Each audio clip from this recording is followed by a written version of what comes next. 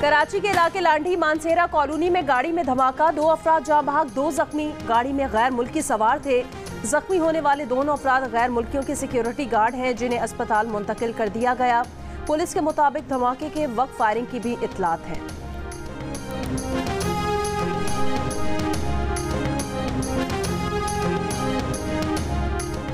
Israeli फजाइया की Iran में Isfahan हवाई अड्डे के करीब कार्रवाई की इत्तलात। अमरीकी मीडिया के मुताबिक इराक के जनूब और मगरिब में भी लड़ाका तैयारों की परवाजें। खबर एजेंसी ने अमरीकी अहदेदार का हवाला देकर बताया कि इसराइली मिसाइलों ने ईरान में एक मकाम को निशाना बनाया है। ईरानी खबर एजेंसी के मुताबिक इस्फहान के हवाई अड्डे पर धमाका हुआ है, ताहम अब तक नौयत का तयन नहीं किया गया। ईरान के मुतादिद शहरों में एयर डिफेंस सिस्टम फाल। तेहरान एयरपोर्ट पर परवाजें मनसूख, लोगों को घर जाने की हिदायत।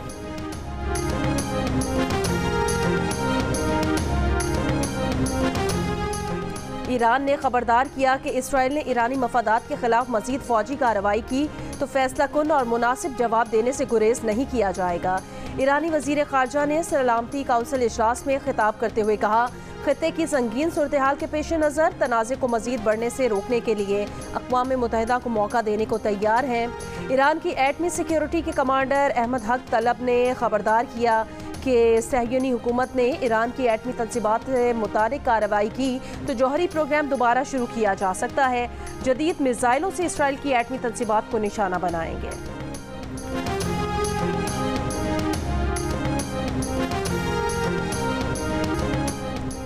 अमेरिका ने फ़लस्तीनी रियासत तस्लीम करने से मुतालिक अक़वाम मुत्तहिदा की सलामती काउंसिल में करारदाद वीटो कर दी। फ़लस्तीनी अथॉरिटी को अक़वाम मुत्तहिदा में मुकम्मल रुकनियत देने की करारदाद के हक़ में 12 अराकीन ने वोट दिया। बरतानिया और स्विट्ज़रलैंड गैर हाजिर रहे। फ़लस्तीन के सदर महमूद अब्बास की जानिब से अमेरिका की मज़म्मत, वीटो को गैर मुनसिफाना, गैर इखलाकियाती इक़दाम करार दे दिया।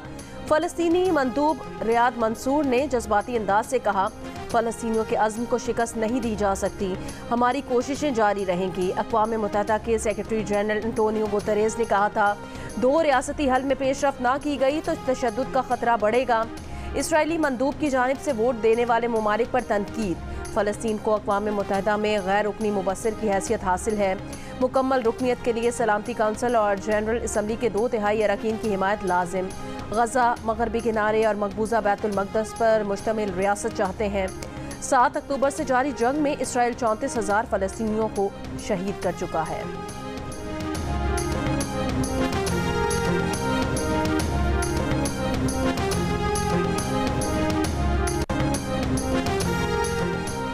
IMF से मुज़ाकरात में रुपए की कदर मजीद गिरने का इम्कान नहीं। वज़ीर ख़जाना मोहम्मद औरंगज़ेब का ब्लूमबर्ग के साथ राउंड टेबल इजलास। कहा, रुपए की कदर में सालाना रिवायती 6 से 8% से ज़्यादा कमी का कोई जवाज़ नहीं। IMF मिशन का दौरा है पाकिस्तान। मई और नए कर्ज के लिए स्टाफ लेवल मुआहिदा जून के आखिर या जुलाई के अवाइल में मुतवक्के हैं। वफाकी वज़ीर ख़जाना मोहम्मद औरंगज़ेब की सऊदी फंड्स फॉर डेवलपमेंट के CEO से मुलाकात। कराची ता चमन NA-25 और दियामर भाषा डैम की फंडिंग पर तबादला ख्याल। वज़ीर ख़जाना की बरतानिया के वज़ीर मुमलिकत बराए तरक्की से मुलाकात। वज़ीर ख़जाना का कहना है, तालीम, सेहत और मालियाती शोबों में पाक बरतानिया तवील मुद्दती शराकत दारी है। वज़ीर ख़जाना मोहम्मद औरंगज़ेब की ब्रिटिश इंटरनेशनल इन्वेस्टमेंट को पाकिस्तान में सरमायाकारी की दावत। IMF पाकिस्तान को सपोर्ट करने के लिए तैयार हैं। मशरिक़ वस्ता और वस्ती एशिया के लिए IMF के नुमाइंदे जिहाद आजूर की प्रेस कॉन्फ्रेंस। कहा, IMF प्रोग्राम के हुजम से ज़्यादा इस्लाहात का पैकेज अहम है। पाकिस्तान को तरक्की के लिए इस्लाहाती ढांचे को बढ़ाना होगा। अमरीकी महकमे खारजा के नायब तर्जुमान वेदांत पटेल ने कहा, हम पाकिस्तान की हौसला अफजाई करते हैं कि वो अपने मुआशी चैलेंजेस से निमटने के लिए इक़्तिसादी इस्लाहात को तरजीह दे और इसे वुसअत दे।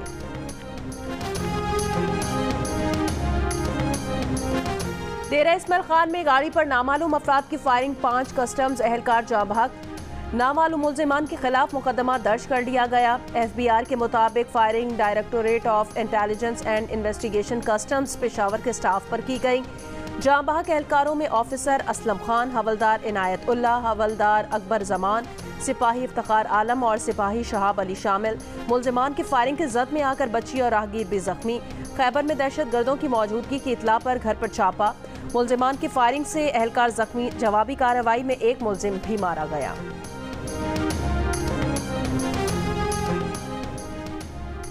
لاہور، ملتان، گجرات، بہاولگر، بھلوال، ظفروال اور پنجاب کے مختلف شہروں میں بارش، موسم خوشگوار ہو گیا۔ شمال مشرقی بلوچستان اور خیبر پختونخوا کے متعدد اضلاع میں بھی ہلکی بارش برسانے والے سسٹم کی شدت میں کمی۔ چمن میں طوفانی بارش تھم گئی، ریلوں میں بہہ کر 7 افراد جاں بحق افراد میں گاڑی میں سوار 3 خواتین 2 بچے شامل، 17 زخمی۔ سیلاب سے گھر، رابطہ سڑکیں، پل بہہ گئے۔ انتظامیہ کا کہنا ہے غیر قانونی طور پر برساتی نالوں کا رخ موڑا گیا۔ محکمہ آبپاشی نے کئی ندیوں کو ایک ندی میں ڈائیورٹ کیا جس سے سیلاب آیا۔ ضلع میں بجلی، لینڈ لائن، موبائل اور انٹرنیٹ سروس معطل۔ نوشکی میں بارشوں اور سیلابی رولوں کی وجہ سے تعلیمی اداروں میں عام تعطیل۔ لوور دیر میں لینڈ سلائیڈنگ، 10 سال کی بچی جاں بحق۔ آزاد کشمیر میں لینڈ سلائیڈنگ سے کیل، شیخ بیلا، شاہراہ نیلم کئی مقامات پر بند ہو گئی۔ I believe we can resist the political atmosphere to reflect more light than heat if we really want to. But it will need all of us to step back and decide what matters the most. Pakistan needs all hands on deck to revitalize its economy. Opposition کے ہنگامے اور شور شرابے میں صدر آصف علی زرداری کا سیاسی جماعتوں کو مفاہمت کا پیغام، اختلافات مل کر بیٹھ کر حل کرنے کا مشورہ، دہشت گردی کے خطرے سے خبردار کیا، معاشی استحکام کے لیے حکومتی کوششوں سے آگاہ کیا۔ پارلیمنٹ کے مشترکہ اجلاس سے خطاب میں کہا، ہمارے پاس ضائع کرنے کے لیے وقت نہیں، جو مشکلات ہیں ان میں ہم اختلافات کو لے کر نہیں چل سکتے، ہم سب کو ایک قدم پیچھے ہٹنا ہوگا، فیصلہ کرنا ہوگا کہ سب سے زیادہ اہم ملک اور قوم کے لیے کیا ہے، سوچنا ہوگا کہ اپنے مقاصد، بیانیہ اور ایجنڈے میں کس چیز کو ترجیح دے رہے ہیں۔ مل کر آگے بڑھیں گے تو جمہوریت مضبوط ہوگی، حقیقی کوشش کریں تو سیاسی درجہ حرارت میں کمی لا سکتے ہیں۔ اجلاس سے پہلے صدر آصف علی زرداری، وزیر اعظم شہباز شریف، اسپیکر قومی assembly Ayaz Sadiq, chairman senate یوسف رضا گیلانی کی ملاقات، سیاسی صورتحال سمیت مختلف امور پر گفتگو۔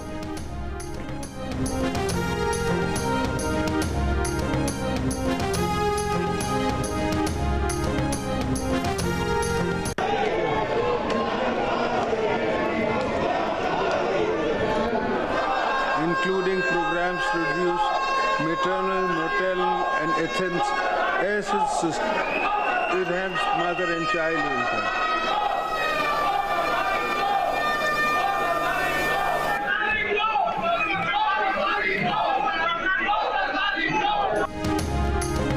صدر مملکت کے خطاب کے دوران اپوزیشن کی نعرے بازی اور شور شرابہ، اسپیکر ڈائس کے سامنے جمع ہو گئے، پوسٹرز لہرائے، بانی پی ٹی آئی کی رہائی کا مطالبہ، ایوان میں سیٹیاں اور باجے بجائے، جمشید دستی نے باجا بجایا تو صدر زرداری پہلے خاموش ہوئے پھر مسکرا دیے۔ قادر پٹیل اور جمشید دستی کے درمیان گرما گرمی بھی ہوئی۔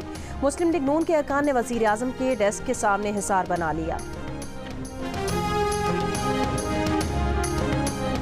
اجلاس میں زرداری کو 21 توپوں کے احتجاج کی سلامی پیش کی۔ تحریک انصاف کے رہنما بیرسٹر گوہر علی خان کے صدر کے خطاب کے بعد پارلیمنٹ کے باہر میڈیا سے گفتگو، دعویٰ کیا کہ ہم نے آصف علی زرداری کو مجبور کیا، انہوں نے اپنی تقریر ادھوری چھوڑی، کہا ہم اس صدر کو نہیں مانتے، یہ صدر، وزیر اعظم، پوری کابینہ ہی غیر قانونی ہے، پہلے بانی پی ٹی آئی کو رہا کریں پھر صلح کی بات ہوگی۔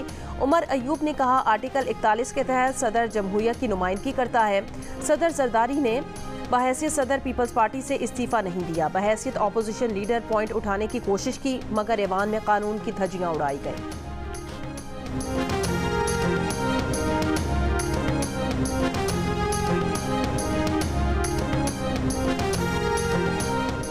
فیض آباد دھرنے کے دوران فیض حمید اور 2 افسران سے ملاقات ہوئی۔ سابق وفاقی وزیر قانون زاہد حامد کا فیض آباد دھرنا کمیشن کو بیان، کہا فیض حمید نے تجویز دی کیا مختصر وقت کے لیے استعفے پر غور کر سکتے ہیں۔ فیض حمید سمجھتے تھے کچھ عرصہ چھٹی پر بھی چلا جاؤں تو ٹی ایل پی مطمئن ہو جائے گی۔ انہوں نے فیض حمید کو کہا کہ وزیر اعظم کو پیشکش کر چکا ہوں مگر وہ ماننے کو تیار نہیں۔ سابق وزیر اعظم شاہد خاقان عباسی نے کہا تھا حکومت توڑ دیں گے، وزیر کو استعفیٰ نہیں دینے دیں گے۔ زاہد حامد نے کہا جب پولیس ایکشن ناکام ہوا تو احساس ہوا واحد متبادل فوج کی مداخلت ہوگی جو اچھی نہیں ہوگی۔ ہاؤسنگ سکینڈل کی انکوائری ایک میجر جنرل کر رہے ہیں، یہ انکوائری صاف شفاف ہوگی، اگر کلین چٹ دینا ہوتی تو انکوائری شروع نہ ہوتی۔ وزیر دفاع خواجہ آصف کی جیو نیوز کے پروگرام آج شاہ زیب خان زادہ کے ساتھ میں بات چیت، کہا دھرنا کمیشن سے متعلق وہ کچھ ماہ پہلے کہہ چکے تھے، اس سے زیادہ امید نہیں رکھنی چاہیے۔ خواجہ آصف نے کہا وہ خود بہت دیر تک منتظر رہے کہ دھرنا کمیشن انہیں دوبارہ بلائے گا۔ وزیر دفاع نے کہا کہ جنرل ریٹائرڈ باجوہ سے پوچھا گیا دھرنے والوں میں پیسے کیوں بانٹے گئے۔ اس پر جنرل ریٹائرڈ باجوہ نے کہا دھرنے کے شرکا کے پاس کرائے کے پیسے نہیں تھے۔ خواجہ آصف کی سعودی عرب سے متعلق شیر افضل مروت کے بیان پر بھی تنقید، کہا شیر افضل مروت کا بیان ذاتی تھا، وہ پی ٹی آئی ان کے خلاف کارروائی کرے۔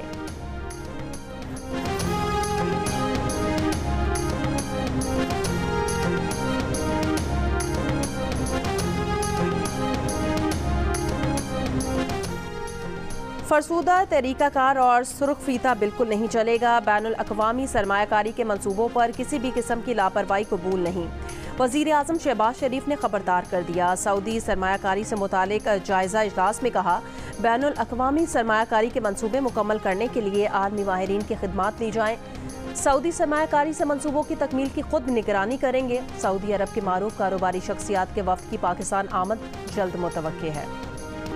خان صاحب کو جب آج ان کے علم میں نہیں تھا کہ کوئی سعودی عرب سے ریلیٹڈ سٹیٹمنٹ جو ہے ان سے منسلوک کر کے دیا گیا، انہوں نے ہمیں یاد دلایا کہ نومبر میری حکومت ختم ہونے سے 4 مہینے پہلے سعودی عرب نے ہمیں $2 ارب دیے تھے، تو اگر $2 ارب کوئی مجھے دے رہا ہے تو وہ میری حکومت کو گرا کیسے سکتا ہے؟ بانی پی ٹی آئی کو معلوم نہیں تھا، ان سے منسوب کر کے بیان دیا گیا۔ رجیم چینج میں سعودی عرب کا کوئی کردار نہیں۔ اڈیالہ جیل میں ملاقات کے بعد تحریک انصاف کے رہنماؤں کی وضاحت، مزمل اسلم نے کہا بانی پی ٹی آئی کا کہنا ہے ان کی حکومت جانے سے پہلے سعودی عرب نے $2 ارب پاکستان کو دیے، اگر وہ ان کی حکومت کے خلاف ہوتا تو انویسٹمنٹ کیوں کرتا۔ پارٹی ترجمان رؤف حسن نے کہا کہ عنقریب بانی پی ٹی آئی باہر ہوں گے اور ملک کے وزیر اعظم بنیں گے۔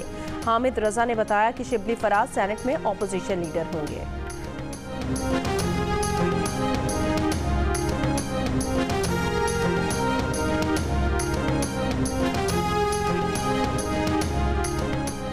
وزیر اعلیٰ خیبر پختونخوا کی مشیر سوشل ویلفیئر مشال یوسف زئی نے مہنگی گاڑیوں کی خریداری کی سمری کی خبر دینے پر خاتون رپورٹر نادیہ صبوحی پر پیسے مانگنے کا الزام لگا دیا۔ بے بنیاد الزام تراشی کا صحافی برادری کا نوٹس، بیان واپس لینے اور معافی کا مطالبہ کر دیا۔ صحافی برادری نے مشال یوسف زئی کے پروگرامز کی کوریج اور ان کے پشاور پریس کلب میں داخلے پر بھی پابندی عائد کر دی ہے۔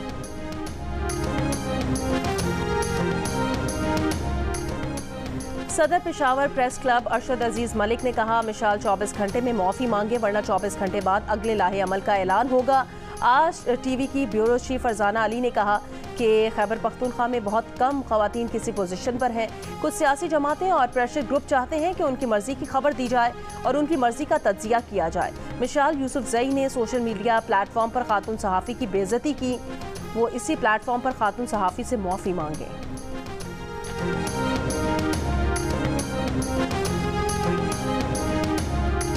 فارم 47 والے پاکستان کی قیادت کے اہل نہیں، جماعت اسلامی کے امیر حافظ نعیم الرحمان کا حلف برداری کے بعد خطاب، کہا ہم ہر اس شخص کے ساتھ کھڑے ہوں گے جس سے فارم 47 کے ذریعے ہرایا گیا ہے، کارکن تیاری کریں، ملک گیر تحریک چلائیں گے، کہا ہماری کسی ادارے، شخص اور پارٹی سے کوئی لڑائی نہیں، ہم سب سے بات کریں گے۔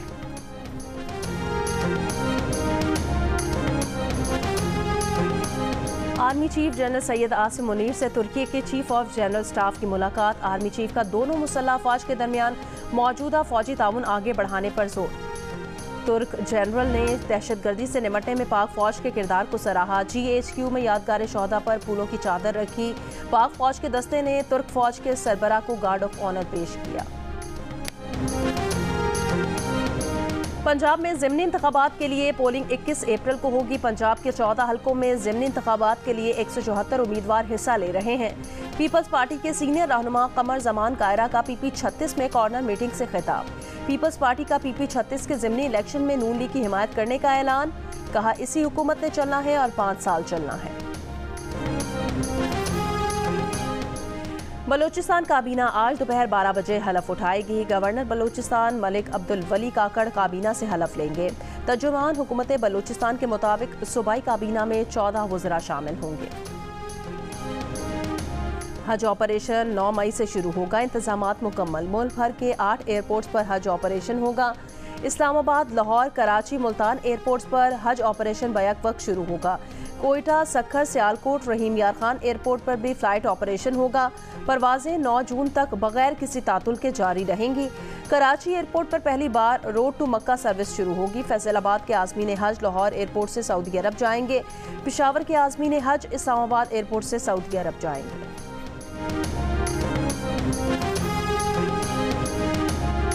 درخشاں میں ملزم موئز کی ہلاکت کا مرکزی کردار ایس پی کلفٹن نیر الحق قرار۔ تحقیقاتی کمیٹی نے ایڈیشنل آئی جی کراچی کو رپورٹ پیش کر دی۔ پولیس ذرائع کے مطابق نیر الحق ملزم کی کسٹڈی لے کر تھانے سے روانہ ہو گیا تھا۔ ایس پی نیر الحق اگلے روز موئز کی لاش لے کر پہنچا تھا۔ نیر الحق ابھی تک تحقیقاتی کمیٹی کے سامنے پیش نہیں ہوا۔ نیر الحق کے خلاف قتل کی دفعہ کے تحت کارروائی کی سفارش۔ واقعے میں ایس ایچ او اور ہیڈ محرر درخشاں بے گناہ قرار۔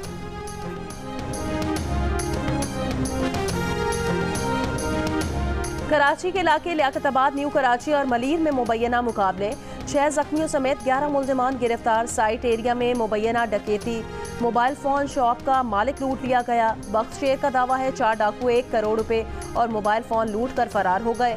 ریکوری کے پیسے تھے۔ پولیس نے واقعے کو مشکوک قرار دے دیا۔ واقعے کے خلاف سائٹ ایریا تھانے کے باہر علاقہ مکینوں کا احتجاج۔ لیاری کلاکوٹ سے on line bike service rider کا قاتل گرفتار۔ لاہور میں تھانے دار سمیت 7 اہلکاروں کے خلاف شہری سے 12 لاکھ روپے تاوان لینے کا مقدمہ درج۔ ڈی پی او کے مطابق ملزم ایس ایچ او افضال رؤف نے 15 اپریل کو شہری اور اس کے ڈرائیور سمیت 3 افراد کو اغوا کیا تھا۔ نامزد 2 ملزمان گرفتار۔ جھنگ میں پولیس کی حراست سے 5 ملزمان فرار۔ ایس ایچ او تھانہ وریام اور چوکی انچارج کے خلاف مقدمہ درج۔ دونوں پولیس افسران حوالات میں بند۔ صدر مملکت نے پشاور ہائی کورٹ کے چیف جسٹس کے لیے جسٹس اشتیاق ابراہیم کے نام کی منظوری دے دی۔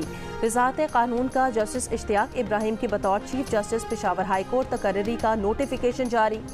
صدر مملکت نے بلوچستان ہائی کورٹ کے لیے چیف جسٹس ہاشم خان کاکڑ کے نام کی منظوری دے دی۔ وزارت قانون نے جسٹس ہاشم کاکڑ کا بلوچستان ہائی کورٹ کے چیف جسٹس کا نوٹیفیکیشن جاری کر دیا۔ بھارت میں عام انتخابات کے طویل مرحلے کا آج سے آغاز۔ انتخابات 7 مراحل میں 1 جون تک جاری رہیں گے۔ نتائج کا اعلان 4 جون کو کیا جائے گا۔ نریندر مودی پھر حکومت بنانے میں کامیاب ہوئے تو مسلسل تیسری بار منتخب ہونے والے بھارت کے دوسرے وزیر اعظم ہوں گے۔ 84% پاکستانی ٹیکس دینے کے حامی۔ ٹیکس چوری کو غلط قرار دے دیا۔ ملکی معیشت کے لیے بہت زیادہ نقصان دہ کہا۔ 11% کی ٹیکس چوری کی حمایت۔ اس عمل کو درست کہا۔ گیلپ پاکستان نے عوامی آرا پر مبنی نیا سروے جاری کر دیا۔ سروے میں 2% پاکستانیوں نے موقع ملنے کے باوجود ٹیکس نہ دینے پر درمیانہ موقف اختیار کیا۔ نہ ٹیکس دینے کی کھل کر حمایت کی اور نہ ہی مخالفت۔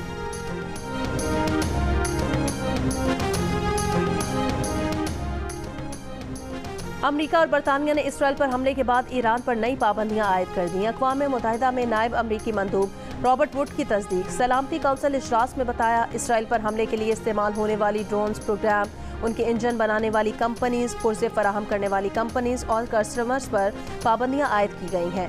امریکہ نے نیو یارک میں موجود ایرانی وزیر خارجہ کے وفد پر سفری پابندیاں عائد کر دیں۔ وفد اقوام متحدہ ہیڈ کوارٹر کے اطراف 2 بلاک کے اندر تک محدود رہے گا۔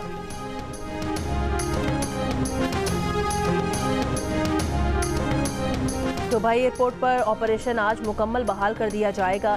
دبئی کے ولی عہد شیخ حمد بن محمد بن راشد ال مکتوم کی سربراہی میں دبئی کی قیادت کا اجلاس۔ غیر ملکی موسمی حالات سے نمٹنے کی نئی منصوبہ بندی۔ تمام شہریوں، رہائشیوں اور زائرین کی حفاظت اولین ترجیح قرار۔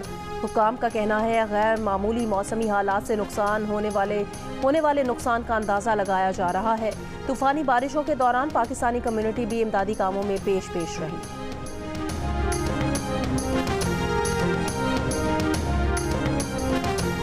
پاک نیوزی لینڈ دوسرا T20 میچ کل راولپنڈی میں کھیلا جائے گا۔ سیریز کا پہلا T20 بارش کی وجہ سے بے نتیجہ ختم ہو گیا۔ راولپنڈی میں وقفے سے ہونے والی بارش کے سبب فی اننگز 5 اوورز تک محدود میچ میں صرف 2 گیندوں کا کھیل ہو سکا۔ سیریز کے تمام میچز جیو سپر براہ راست نشر کر رہا ہے۔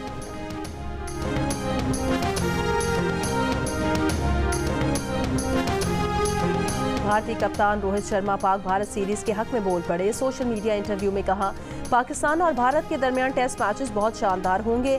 پاکستان کی بولنگ بہت زبردست ہے، خاص طور پر اگر یہ نیوٹرل وینیو پر ہوں۔ وہ پاکستان اور بھارت کے درمیان باضابطہ سیریز کے حق میں ہیں. ان کی رائے خالص کرکٹ پر مبنی ہے, اس کے علاوہ کچھ نہیں.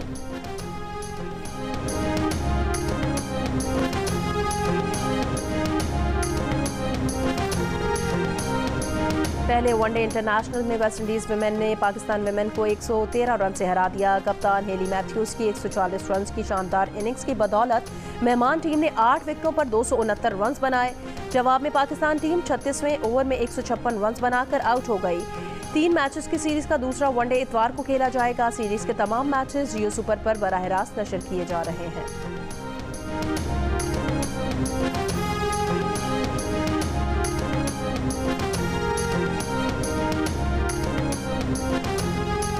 تریسٹھویں نیشنل ایمیچر گولف چیمپئن شپ کے افتتاحی روز گولفر میں دلچسپ مقابلہ. نعمان الیاس، عبداللہ انصر، رافع اسلم راجہ اور شاہزیب جہاں 2 اوور پار کے ساتھ ٹاپ پر. سینئر ایمیچر میں رضوان راشد 4 اوور پار کے ساتھ پہلے نمبر پر ہیں.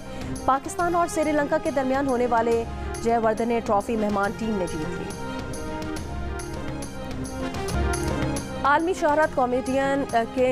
عالمی شہرت یافتہ کامیڈین کنگ عمر شریف کی آج 64ویں سالگرہ. کم عمری سے سٹیج ڈراموں سے ٹی وی اسکرین پر مداحوں کے چہروں پر مسکراہٹیں بکھیرنے والے عمر شریف کی یادیں آج بھی تازہ.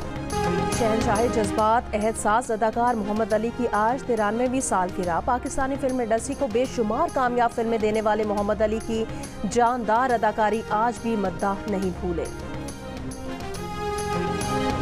تعلیم لاہور سے حاصل کی, اعلیٰ تعلیم آپ امریکہ سے حاصل کرنے گئے, پھر اس تعلیم کو بیلنس کرنے کے لیے آپ واپس پاکستان آئے, پھر آپ واپس چلے گئے امریکہ. آپ ایک جگہ ٹھیک سے تعلیم کیوں نہیں حاصل کر رہے؟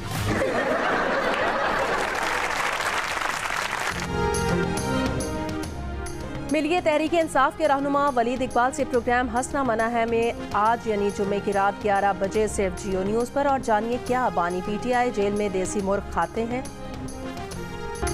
اور بہاڑی میں تماچا کبڈی, شائقین نے پسندیدہ کھلاڑیوں کو دل کھول کر داد دی. خوب ہلا گلا کیا. تماچا کبڈی کے اختتام پر ڈھول کی تھاپ پر روایتی جھومر ڈانس بھی کیا گیا.